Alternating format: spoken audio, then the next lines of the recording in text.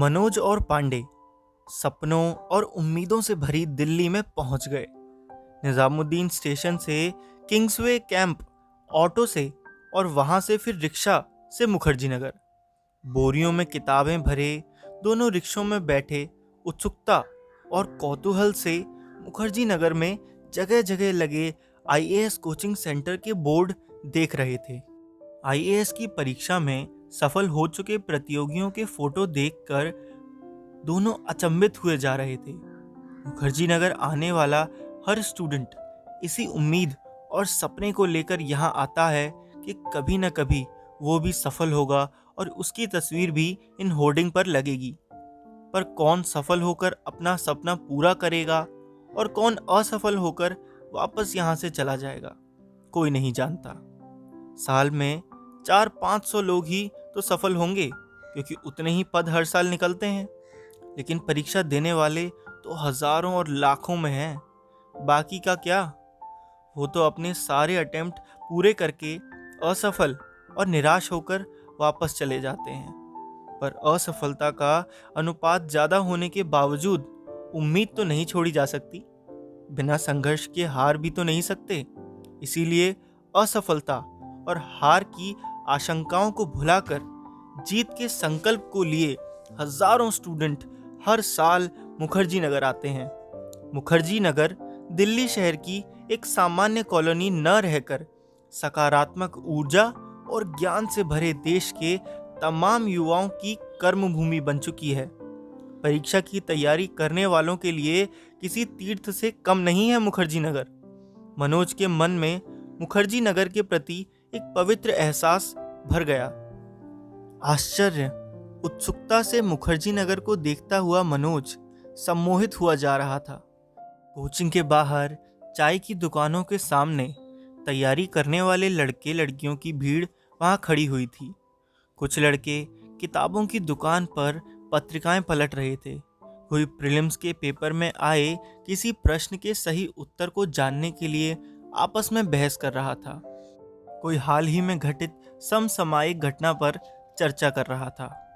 पूरा मुखर्जी नगर जैसे पढ़ाई में डूबा हुआ था।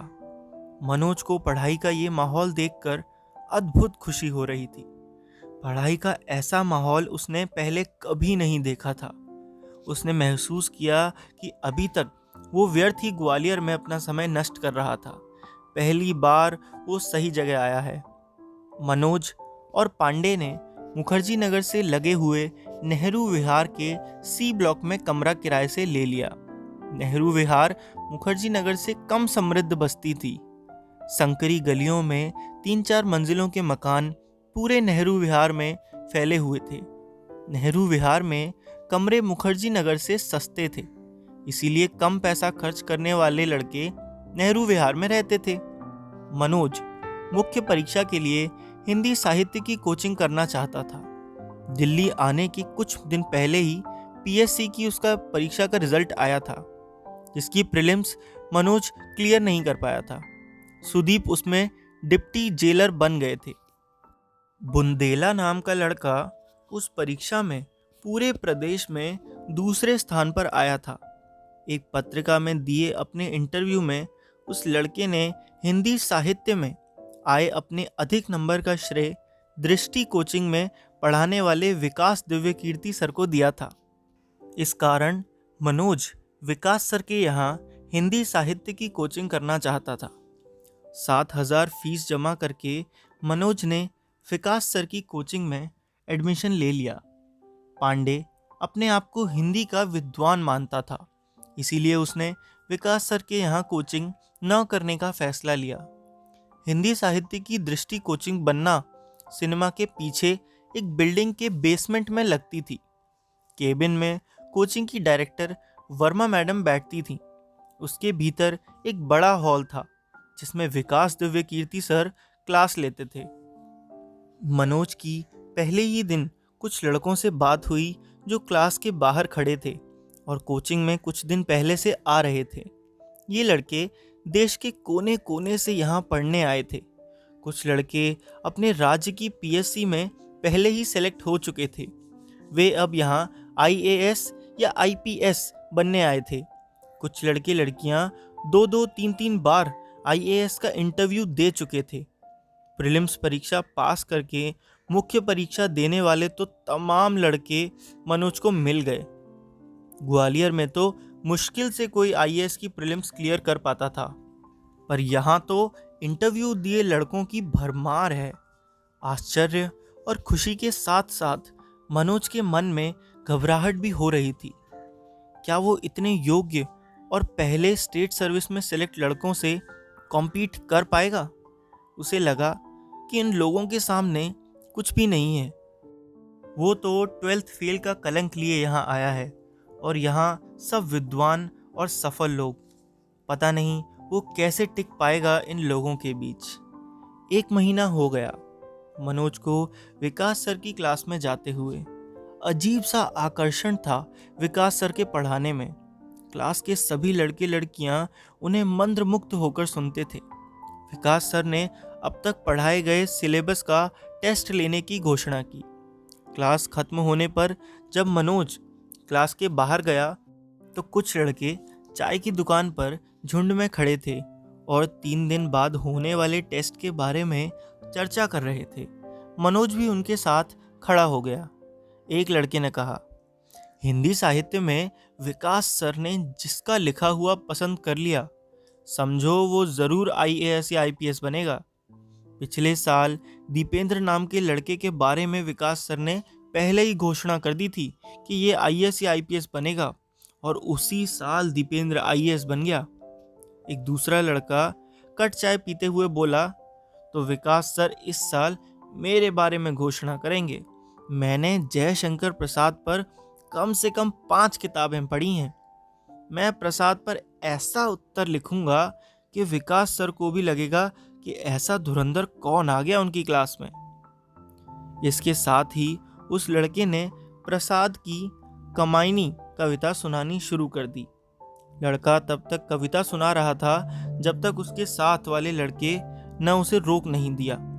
मनोज को इस कविता की शुरुआत की 4-5 पंक्तियां ही याद थीं। एक लड़के के मुंह से इतनी लंबी कविता सुनकर मनोज आश्चर्यचकित रह गया। पूर्वी उत्तर प्रदेश से दिल्ली तैयार करने आए एक लड़के ने इलाहाबाद को याद करते हुए कहा, कोई कुछ भी कहे, मैं ताराचंद हॉस्टल में था तब से संजीव जी को जानता हूँ। एमए हिंदी गोल्ड मेडलिस्ट है ये आदमी, वो भी इलाहाबाद यूनिवर्सिटी से। ये टेस्ट टॉप ना करे तो मेरा नाम बदल देना। साथ में खड़े संजीव जी केवल मंदमुग्ध मुस्कुरा रहे थे। अपनी प्रशंसा के बदले वे उन्होंने प्रशंसा करने वाले लड़के के चाय के पैसे अदा कर दिए। एक लड़के ने अलग राग अलापा, मुझे तो लगता है कि टेस्ट में राहुल रुसिया टॉप करेंगे। अरे यूपी पीएससी में 2 बार सेलेक्ट हो चुके हैं, एक बार ट्रेड टैक्स और दूसरी बार डीएसपी बने। दोनों बार हिंदी में बम्पर नंबर आए थे। राहुल रुसिया ने अपनी लंबी बाहें हवाई जहाज के डैनों जैसी फैलाकर अपने समर्थक को गले लगा लिया। मनोज ऐसे विद्वानों को देखकर घबरा गया। इनके सामने वो कहीं नहीं ठहरता। वो समझ नहीं पा रहा था कि इन लड़कों जैसा योग्य और विद्वान बनने के लिए कितना और कब तक पढ़ना पड़ेगा। विद्वान और पूर्व से सेलेक्ट लड़कों के सामने अपनी कमजोर स्थिति से निराश वो अपने कमरे की ओर चल दिया। मनोज जानता था कि मुख्य परीक्षा में पास होने के लिए हिंदी में अच्छे नंबर लाना जरूरी है, इसीलिए वो विकास सर के टेस्ट को बहुत गंभीरता से देना चाह रहा था। यदि इस टेस्ट में अच्छे नंबर आ जाते हैं तो वो समझ जाएगा कि उसकी पढ़ाई की दिशा और लेखन शैली आईएएस मुख्य परीक्षा के लिए एकदम सही है। कमरे पर पहुंचकर उसने पांडे को अपने मन की इच्छा बताई। हिंदी के विद्वान पांडे ने मनोज को ज्ञान दिया। देखो भाई, यदि तुम्हें अच्छे नंबर लाना है तो सबसे अलग लिखना पड़ेगा। भाषा शैली इतनी खतरनाक और आतंकित करने वाली हो कि कॉपी चेक करने वाला हैरान रह जाए और उसे आपका उत्तर 2 से 3 बार पढ़ना पड़े। जब तक वो आपको विद्वान नहीं मानेगा, अच्छे नंबर नहीं देगा। इतना कहकर पांडे ने निराला पर लिखी 5-6 किताबें मनोज के सामने रखीं और बोला, इन किताबों में निराला की कविताओं पर बहुत गहराई में लिखा है, इन्हें अपना बेस बनाओ। रामविलास शर्मा, दूधनाथ सिंह, सूर्य प्रसाद दीक्षित जैसे विद्वान लेखकों की किताबें मनोज के सामने रख दी। मनोज ने किताबों को देखकर कहा, ये किताबें मैंने पढ़ी हैं, बहुत श्रेष्ठ लिखा है, पर इनसे प्रश्नों के उत्तर कैसे लिखे जाएंगे? 200 पेज की इन किताबों से 600 शब्दों का उत्तर लिखना बहुत कठिन काम है।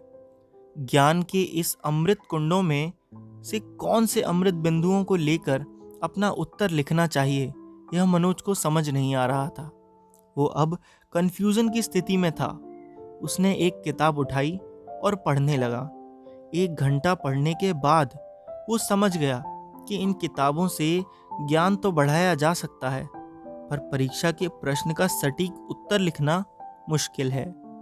उसने किताबें वापस रख दी। कुछ देर बाद उसने विकास सर के क्लास नोट्स उठा लिए और उन्हें पढ़ने लगा। क्योंकि उसने क्लास में विकास सर के लेक्चर भी सुने थे, इसीलिए वो नोट्स उसे अच्छे से समझ आ रहे थे। जटिलता नहीं थी उनमें। सरल भाषा में और विस्तार से विकास सर ने टॉपिक समझाया था। मनोज ने तय किया कि वो इन्हीं नोट्स में से अपने टेस्ट का उत्तर लिखेगा। टेस्ट हो गया। टेस्ट के अगले दिन विकास सर ने क्लास में पूछा, मनोज कुमार शर्मा कौन है? मनोज ने अपना हाथ उठाया। विकास सर ने कहा, इस लड़के में आईएएस एग्जाम क्लियर करने की क्षमता है। टेस्ट में इसके सबसे ज्यादा नंबर आए हैं। मनोज को अपने कानों पर भरोसा नहीं हुआ। उसके उत्तर इतने अच्छे कैसे हो सकते हैं कि विद्वानों से भरी क्लास में वो टॉप कर सके? क्या उसने सच में सबसे अच्छा लिखा है? इलाहाबाद के विद्वानों से भी अच्छा? स्टेट सर्विस में सिलेक्टेड लड़कों से भी बेहतर? मनोज आज पूरी क्लास में हीरो बन गया। सभी लड़के लड़कियां उसकी तरफ देख रहे थे। उसने अपने जीवन में ऐसा दृश्य पहले कभी नहीं देखा था। विकास सर की प्रशंसा पाने के लिए क्लास के सभी लड़के लड़कियों में होड़ लगी रहती थी। विद्यार्थियों की तारीफ करने में कंजूसी बरतने वाले विकास सर ने उसकी भरपूर तारीफ की थी, जिस कारण आज क्लास में सभी के आकर्षण का केंद्र बन गया। वो जब क्लास से निकला तो कुछ लड़कियों ने उसे घेर लिया। लड़कियों को उसमें भविष्य का आईएएस या आईपीएस दिखाई दे रहा था। लड़कियां उससे बहुत कुछ पूछना चाहती थीं। आपने इतना अच्छा उत्तर कैसे लिखा? आप किस लेखक की किताबें पढ़ते हैं? आप कहाँ के रहने वाले हैं? आप किस स्टेट में सेलेक्ट हो चुके हैं? आपको आईएएस बनना पसंद है या आईपीएस? आपका ये कौन सा अटेम्प्ट है? लड़कियों के नए नए योग्य सिद्ध हुए मनोज पर प्रश्नों की बौछार हो गई। मनोज एक प्रश्न का उत्तर देने की कोशिश करता, तब तक दूसरा प्रश्न दाग दिया जाता, और यह सब इतनी गति से हुआ कि वह एक भी प्रश्न का उत्तर नहीं दे पाया। उसको उम्मीद नहीं थी कि एक ही महीने में दिल्ली में अपनी ऐसी मनमोहक पहचान बना लेगा मनोज। वो अभिभूत सा लड़कियों से घिरा खड़ा रहा। उसे उम्मीद नहीं थी कि एक टेस्ट में टॉप करने में उसका इतना सम्मान मिल जाएगा। क्या विकास सर के मूल्यांकन का इतना महत्व है? वह कोचिंग से अपने कमरे की ओर जाने लगा, तभी एक लड़की उसके पास आई। उस लड़की ने मनोज के साथ चलते हुए कहा, मेरा नाम सुप्रिया है और मैं राजस्थान से हूँ। इसी साल इनकम टैक्स ऑफिसर बनी हूँ। यहाँ पे आईएएस ऑफिसर बनने आई हूँ। लड़की मनोज की तारीफ करती हुई उसके साथ चलती रही। लड़की का हॉस्टल आ गया। उसने मनोज से विदा ली। अच्छा बाय, कल मिलते हैं। लड़की ने मनोज से मेलजोल बढ़ाने के संकेत दे दिए। मनोज आज फूला नहीं समा रहा था। हमेशा लोगों की नज़र में श्रेष्ठ बनने की कोशिश करने वाला मनोज को लोगों ने वास्तव में श्रेष्ठ मान लिया था। उसने कमरे पर पहुंचकर कोचिंग में मिले नंबरों का पूरा किस्सा पांडे को सुनाया। पांडे को उम्मीद नहीं थी कि मनोज क्लास में टॉप कर सकता है। पांडे ने मनोज के उत्तरों को सरसरी निगाहों से देखा और पेपर पलंग पर लगभग फेंकते हुए कहा, क्लास में इस तरह के आयोजनों को कोचिंग चलाने के हथकंडों के रूप में देखा जाना चाहिए। आप व्यर्थ ही खुश हो रहे हैं। आपके उत्तर सामान्य हैं, मुझे तो इनमें कोई विशेषता नजर नहीं आ रही। पांडे के भीतर ईर्ष्या पैदा हो गई थी। पांडे खुद को हिंदी का विद्वान मानता था और मनोज को हिंदी का एक सामान्य विद्यार्थी। इसीलिए पांडे आज उसकी उपलब्धि पर कुढ़ रहा था। पांडे की नकारात्मक प्रतिक्रिया देखकर मनोज को दुख हुआ, पर उसने पांडे से कुछ नहीं कहा। वो फिर से अपने लिखे उत्तर पढ़ने लगा। तो दोस्तों, ये था 12th फेल बाय अनुराग पाठक हिंदी ऑडियो बुक का पार्ट 15। कल फिर मिलूंगा आपसे एक नए एपिसोड में। तब तक के लिए हंसते रहिए और मुस्कुराते रहिए।